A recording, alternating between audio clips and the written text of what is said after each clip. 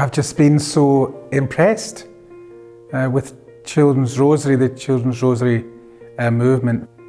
Such a simple way of bringing young children to a relationship with Jesus, a personal, living, vibrant relationship with Jesus by allowing them to pray the Rosary together as children, the children leading the Rosary, the children praying the decades themselves, often enough the children setting up the altars, the children encouraging their friends to come along. The prophet Isaiah, the Lord speaks to Isaiah and says, and when the time of salvation comes, the children will lead them, a child will lead them. And Children's Rosary is a great example of how the Rosary is not just a prayer for adults, but it's a prayer as much as anything, above all for little ones. And I often think in the time Our Lady appeared to the little ones at Fatima, how the message of Fatima spread throughout the world, and that message depended upon little children, Francisco, Jacinta and Lucia.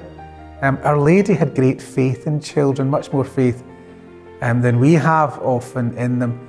Our Lady had great faith in their supernatural awareness and their ability to be evangelizers, to be in communion with Jesus through her.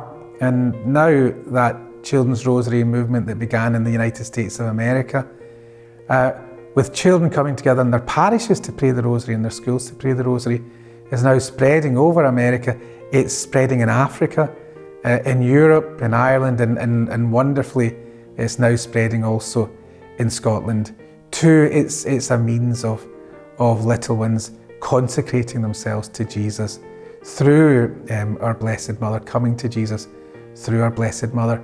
One of the great difficulties that the Church has experienced after the pandemic is how to find space for families and children and young people in the Church, and to encourage them to return to the Church. Well, sometimes we try to think up very complicated means of doing so, but Children's Rosary is proving to be the most effective way of finding a space for families to belong to the Church, finding a space for children to belong to the Church. So I encourage you to pray for the fruitfulness of Children's Rosary, to tell people about it, to spread awareness of Children's Rosary, to spread awareness of the lovely book that we have on Children's Rosary, to encourage people to go to the website.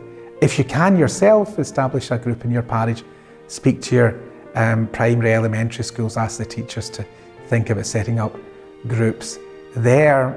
Our Lady, I think it was one of the great saints of the Church, said that there will come a time when the Lord will save the world through the prayer of the Rosary and through the scapula.